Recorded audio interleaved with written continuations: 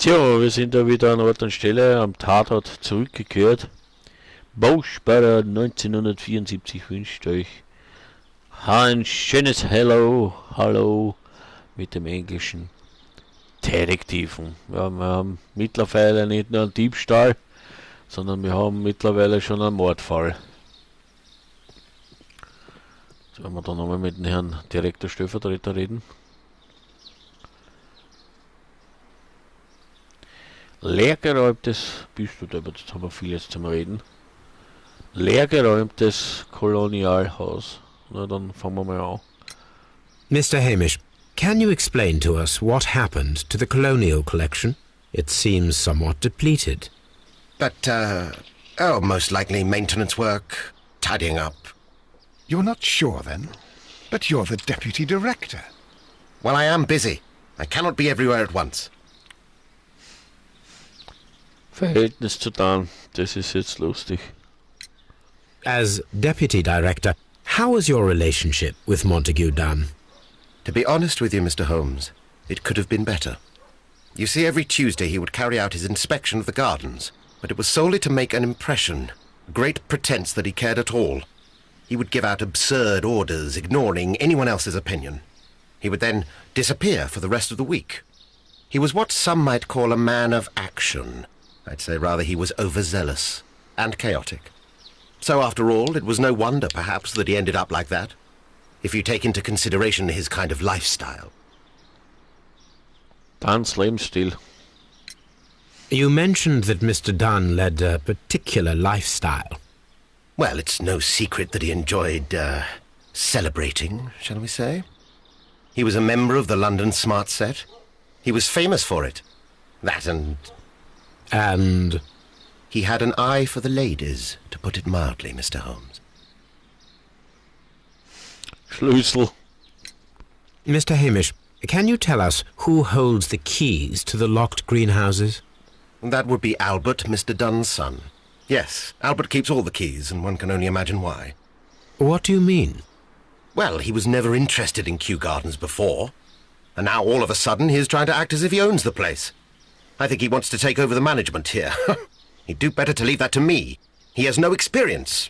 No, none at all. Albert, Dan. What is your opinion of Albert as a student of botany? He's useless. I often tell him so, and I can only give him cleaning tasks.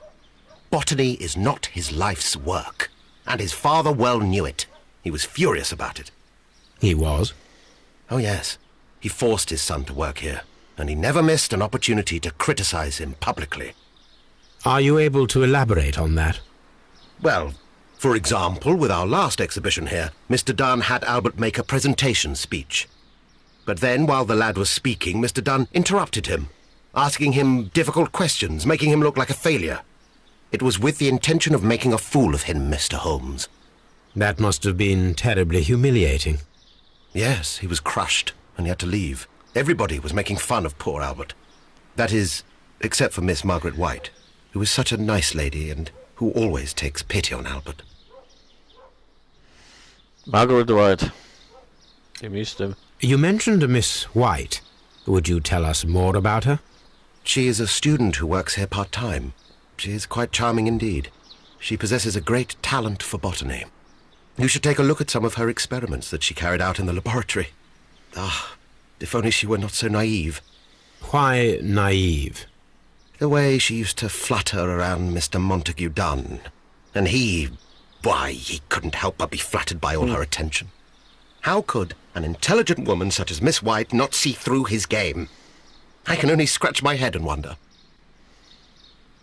Tödliche Pflanzen. Tell me, Mr. Hamish, do you grow the more deadly variety of plant here? You mean insectivorous?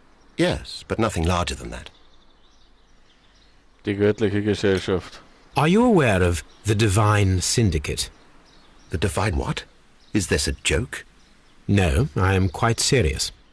What a ridiculous name. Anyway, I have never heard of this syndicate. Thank you, Mr. Hamish. Gut. We shall continue our investigation. Bevor wir da jetzt weitergehen, kann man meinen Koffer öffnen. Jeden Dienstagmorgen führte Montague dann eine flüchtige Inspektion der botanischen Gärten durch.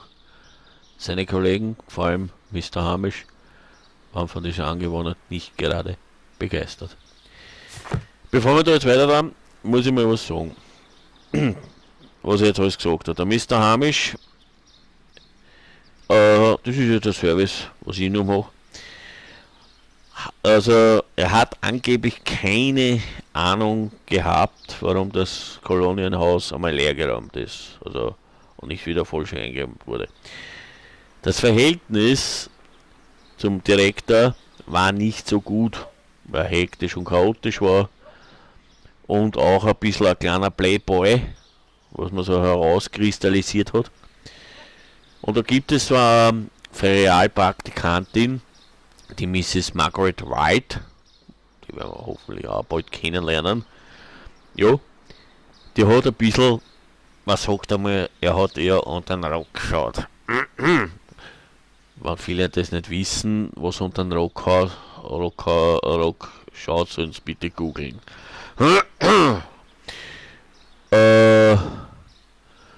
Aber wer Eis am Stiel kennt, weiß, was ich meine. Ja?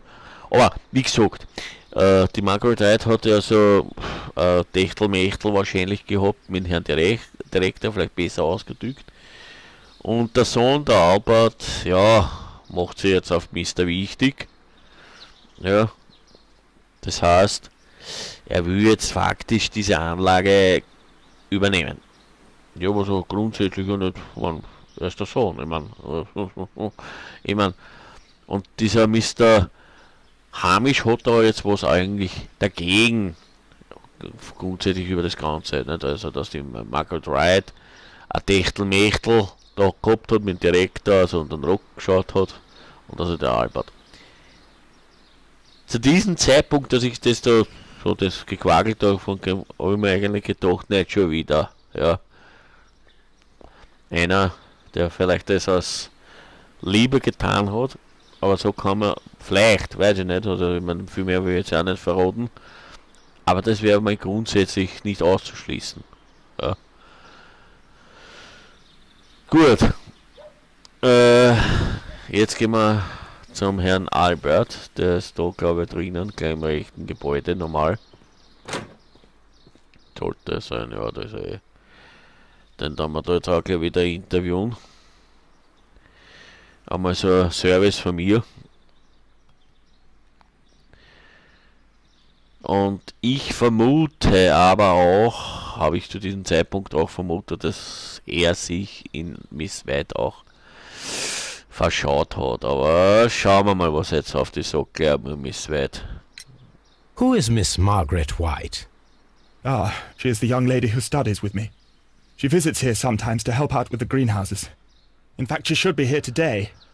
She wanted to work at the seed house. That's the small greenhouse across from the large glass house. Ja, das wissen wir jetzt da. We noticed that a part of the colonial collection has been cleared. Ah, at the moment I'm just dealing with the storage room. I don't know much about the other rooms. I imagine that your relationship with your father may have been a strained one. Yes. I cannot say that he was a kind man, for he never listened to me at all. He forced me to work here. But now, after his death, I've been pondering it over. Perhaps he wasn't so wrong about me after all. I have to follow his path, and I have to manage Kew Gardens, and I can do it. I can be as good as any other who works here.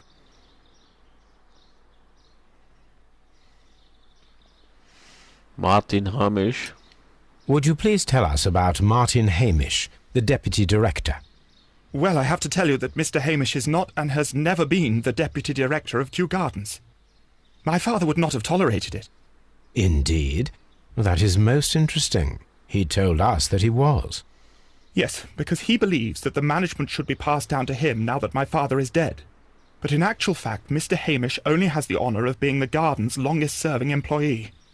In fact, if we are to think logically at all, it should be me who takes over the management of Kew Gardens. Do you not have a good relationship with Mr. Hamish? I suppose so. But we have very little in common. Mr. Hamish loves his plants and Kew Gardens, and I cannot say that I share his passion. I see. And how was his relationship with your father? Oh, he hated my father. It was obvious. He would be furious whenever my father boasted of Kew Gardens in the newspapers or at conferences. He was convinced that my father was stealing all of the credit for himself. But my father treated Mr. Hamish in the same way as he treated anyone. Dismissively. With indifference. Da haben wir sie. Also, wie gesagt, die zwei haben sie nicht ganz richtig verstanden. Ja, und verhätschelt hat er da nicht immer. Gut, die göttliche Gesellschaft. Tell me, have you ever heard of the Divine Syndicate? No, I cannot say that I have. Türschlüssel.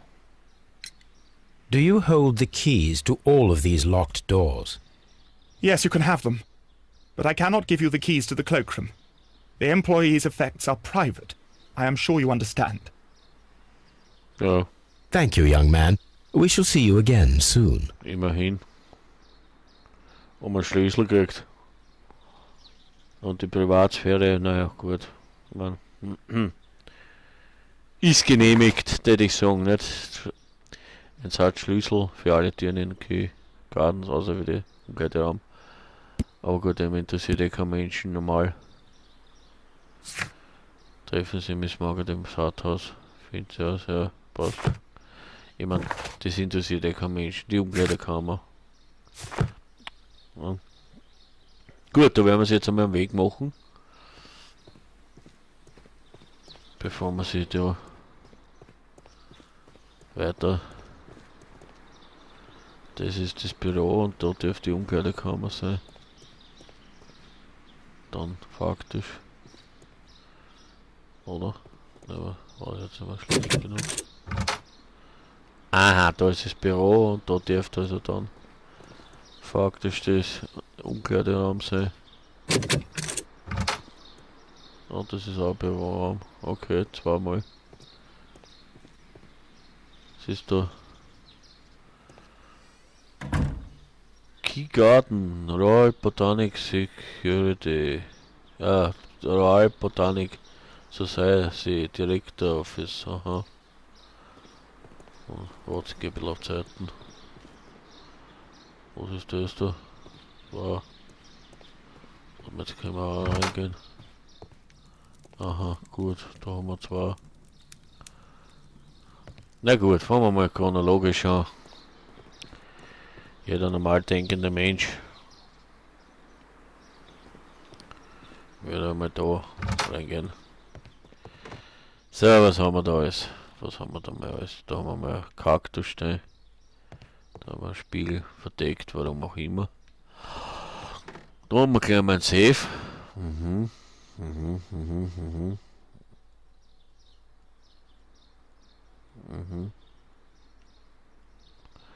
Da haben wir eben Schuhe stehen. Schöne Couch. Das Bild vom Herrn Direktor. Champagner. Champagner. Whiskygläser. Wein. Weingläser. Champagner. French wine. A remarkable vintage. Bemerkenswerter Jahrgang. Ja. Ein bemerkenswerter Jahrgang. Was haben wir da? Champagne. Montague Dunn had good taste. Montague Dunn hat einen guten Geschmack. Na, bin ich froh. Super Ofen. Ein paar Bilder. Das da einer dürfte von einer Safari also Tier erlegt haben. Mieskübe. Da dürfte zwei Herren abgebildet sein. Ja. Ein solides Bücherregal. Schreibtisch. So, was haben wir da mal? Da haben wir wieder Unterlagen, Visitenkarte, Zylinder, Korken, ein altes Telefon, so haben die Telefone früher ausgeschaut. Briefe, nehmen wir mal an, Klargeld, Gartenhandschuhe, Brief und eine Zeitung und ja, war nicht zerknüllt. Eine Ablage, da werden wir mal Newspapers discussing Kew Gardens. Da haben wir mal die Times. The Times, neue Pflanzenart. Die Belegschaft von Kew Gardens verkündet voller Stolz die Züchtung einer neuen Gerstenart, die völlig resistent gegenüber Kälte ist. Folgerichtig wurde sie sibirische Gerste getauft. Martin Hamisch, der stolze Züchter der neuen Getreideart, wird am kommenden Montag eine Pressekonferenz zu diesem Thema abhalten. Aha. Ja. Soweit, ja. Also da haben wir, wie gesagt, eine Pflanzenart. Wahrscheinlich war es ein Rivalenkampf auch. Der eine war neidig, der andere auch. Ein Brief haben wir da jetzt. Liebste Margaret, oh weh. Nach unserem letzten Gespräch glaube ich, wäre es besser, wenn du deine Arbeit hier in Kew Gardens einstellen würdest. Wie du ziemlich offen festgestellt hast, bist du ja nicht mehr auf meine Unterstützung angewiesen. Denn du stehst offensichtlich auf eigenen Füßen, wie du gemeint hast. Nun, so gebe ich dir deine Freiheit zurück und wünsche dir viel Glück in deinem zukünftigen Leben. Also dieser Brief sagt alles, wie ich schon gesagt habe. Die beiden haben ein Techtelmechtel gehabt. Ja, er hat ja an den Rock geschaut. Ja. Ja, dieser Brief bestätigt das, was ich vorher gesagt habe. Eindeutig. Ja. Wahrscheinlich ist der Sohn, eben der Albert und der Martin Hamisch draufgekommen. Und ja, klar, aber in Albert traue ich es nicht zu. Also in Albert kann ich mir es nicht zutrauen. Ja. Kann ich es einfach nicht zutrauen. Also das schließe ich einmal definitiv aus. Oh ja, was war das? Also, vielleicht war er im Weg, keine Ahnung. Fotografie. A photograph of Montague Dunn and Reynold Hamish. Oh Gott. Aha. Oh Gott. Das war der Vater. Oder die beiden Großväter. A photograph of Montague Dunn and Reynold Hamish. Das beide. Haben sie da beide fotografieren lassen. Aha. Naja, gut. Was haben wir da noch? Safe. Oh, wow. Da haben wir wieder sowas. Oh, weh. Ziel ist es, die Knöpfe, die zurzeit im inneren Kreis befinden, alle nach außen zu befördern. Dazu musst du sie in einer bestimmten Reihenfolge bestätigen. Wenn du das Rad in die falsche Richtung bewegst, springen alle Knöpfe wieder raus und du musst von vorne beginnen. Das heißt, einmal.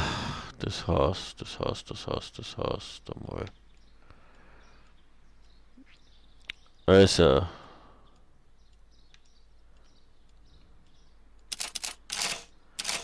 das heißt, warte mal, so macht man das jetzt da. Gut.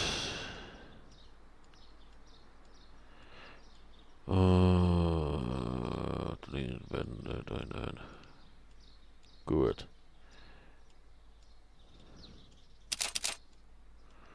Die ersten zwei. Dann 3 bis 5.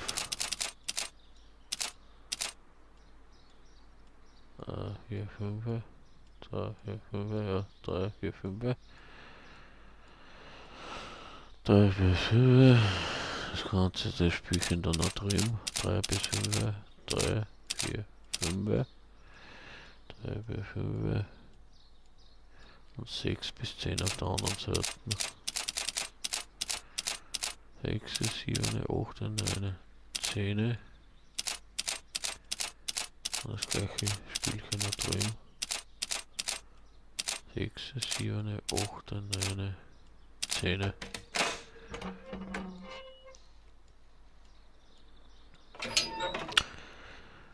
Also, der Safe öffnet sich folgenderweise. Die ersten beiden Knöpfe auf der linken Seite, dann auf der rechten Seite das gleiche Spielchen, dann auf der linken Seite 3 bis 5, gleiche Spielchen rechts 3 bis 5. 6 bis 10 links, 6 bis 10 rechts. Ja. So was bei mir. Es kann natürlich sein, dass das jetzt wieder ein Zufallsgenerator auch ist. Ja, schließe ich nicht aus. Safe untersuchen. Jetzt haben wir da mal jede Menge Briefe. Haha. Jetzt haben wir da mal jede Menge Briefe. Ein Brief. Mein lieber Freund, erlaube mir bitte meine Enttäuschung über deinen letzten Brief zu äußern. Ich bezahle dich, damit du mich verteidigst und nicht damit du mich beschuldigst. Keykarten ist eine königliche Einrichtung.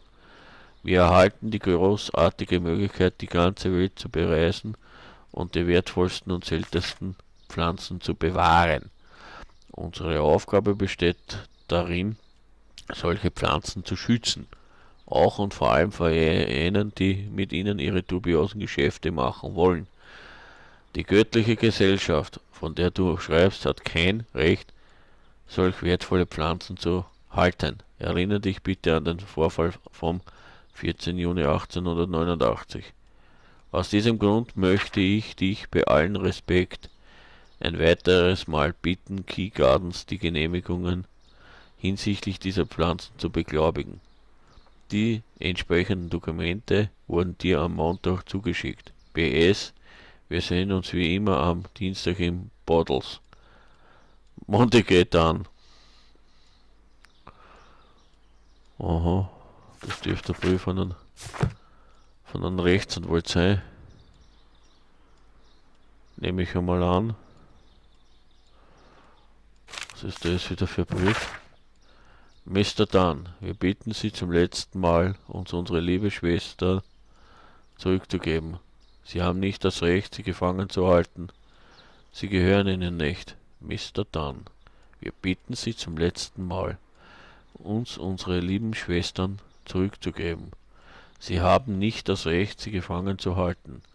Sie gehören Ihnen nicht. Ihre sogenannten Genehmigungen sind allsam unnötig.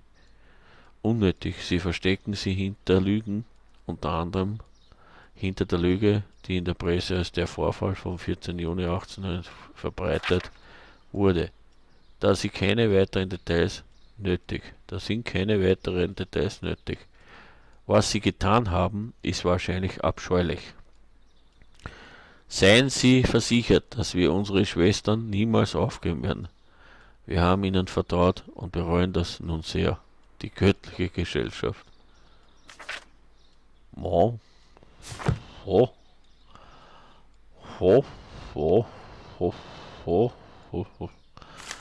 I suggest that we don't tell Miss Margaret White about this document. Schulden von Miss Margaret White an Mr. Montague. Vermietung einer Wohnung in Oxford Street. Ein Stipendium für das Studium an der Universität von London. Kredite bei Hamilton, bei der Redigan House, Schneiderei und beim Juwelier Bird Sons. Ja, das sagt ja schon alles. Ja. Naja, wenn es jetzt nicht glaubt, dass es ein Liebespaar war, dann ein Mitglied der göttlichen Gesellschaft hat Beschwerde gegen Kew Gardens eingelegt und dabei einen alten Vorfall erwähnt, über den in der Presse unter der Bezeichnung der Vorfall vom 14. Juni 1889 berichtet wurde. Oder dieser Brief. Zu diesem Zeitpunkt musste man davon ausgehen, dass er das... Naja, gut.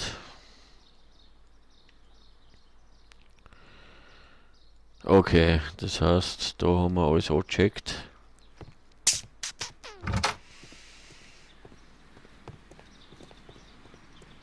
Naja, immerhin hat er es nicht hängen lassen.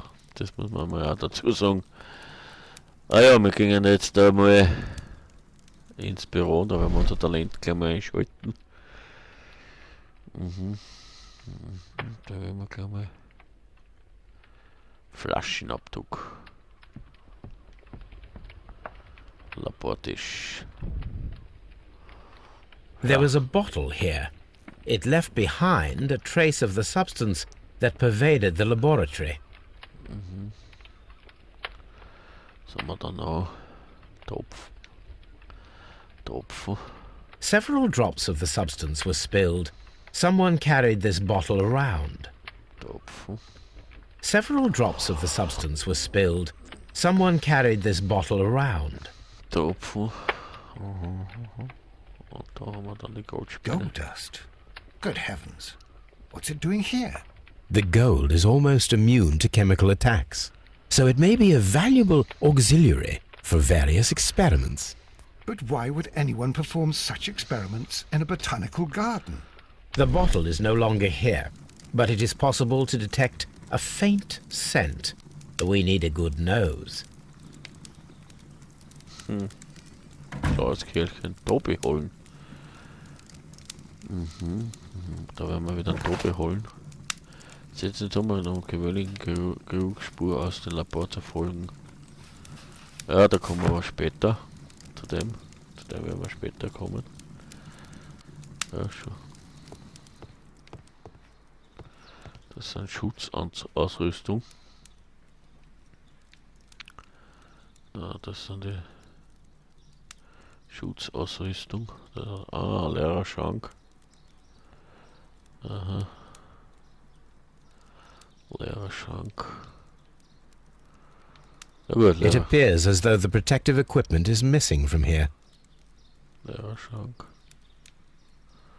Da haben wir die Maske. Such masks are generally worn when dealing with toxic chemicals.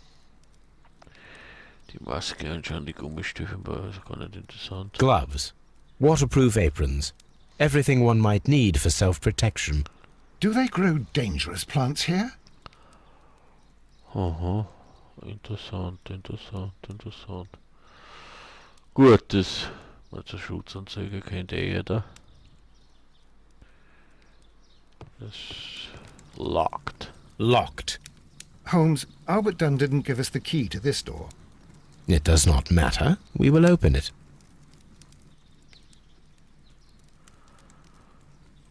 Also ja, das sind die umgekehrte Raum. Da müssen wir wieder so dran. Genau.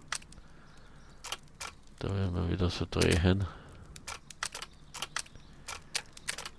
Das da. Da müssen wir wieder so einen Zylinder öffnen. Aber gut, da werden wir... Naja. Wenn wir das kurz überspringen. Open. Open, locked. Das ist der The employee's cloakroom. der umgekehrte Raum, aber das werden wir sich nochmal kurz da noch umschauen. So, das waren die alten Uhren. Bilder. Was haben wir da noch? Eine Tasche. Was haben wir da noch? Studienbuch.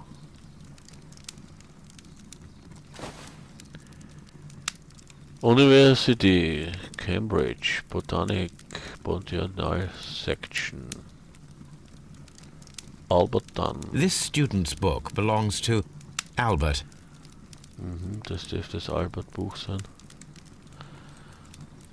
Albert Dunn. A botany book. Das Buch hat eindeutig in Albert. So, was haben wir da noch? Was haben wir da noch? Da haben wir da nicht, was haben wir da noch? Da haben wir noch einen Schrank, dann eine Tafel mit chemischen Sachen. Chemikalien, Schrank. Chemicals. A sufficient quantity for some serious experiments. Okay, da haben wir nicht viel. Chemikalienfläschchen. Da haben wir nicht viel. Gut, das haben wir. Fotograf. A phonograph used for voice recording. Remarkable. Yes, this is quite a modern laboratory. Ich meine, man muss sich das jetzt einmal so vorstellen einmal. Da hast du früher in den 18er Jahrhundert, ja, das waren die Ort, ja, früher waren das, da hast du so Zylinder gehabt, ja. Das waren die früheren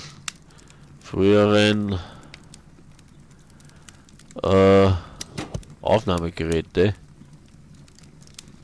Ja. Heute geht ja das alles schon moderner. Martin Hamish's perception of plants. The notion of communication in the plant world has long been considered marginal, yet I remain convinced that some plants do indeed transmit chemical signals in the event of attack. A study report by Martin Hamish. Studienbericht. Und den nächsten, wenn wir es ja auch anhören. And it seems clear from these multiple experiments that plants do respond to their environment and have a form of consciousness. Margaret White, February 1895. Report number 245. Study report. Ja, wenn wir da müssen wir nämlich später auch so eine Rolle finden, einen Zylinder. Dann Experimenttisch. This is a table for experiments. It resembles my own. Only this one is kept in good order, Holmes. Zum Unterschied, dass er aufgeräumt ist. Ist er nicht lässig, der Mr. Watson? This is a table. Only this one is kept in good order, Holmes. Ist er nicht lässig, der Mr. Watson? Naja gut, Freunde.